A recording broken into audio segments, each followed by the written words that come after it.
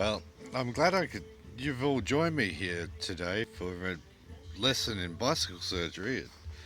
Here we have a fine example of a $20 pub screamer. This is one of the more rare occurrences that you'll see with bicycle surgery. In fact, so rare that I thought I'd get a camera out. You see, this tyre is fully inflated. It's beautiful. However, I've noticed something here. Actually, shows up really nicely. See if we can get that to focus properly.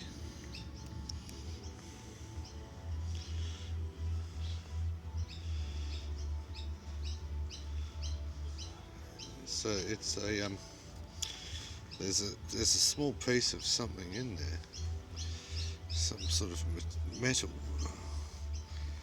See, the name of the game. Oh wow! The name of the game is to extract it in one piece.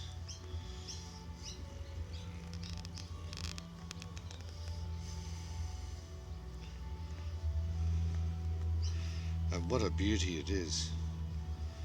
Out of a street tire too. Wow. There you go. It's the hazards of urban commuting, I guess. Well, that's nearing the end of the attention span for most people, so this is Blood Clot signing off.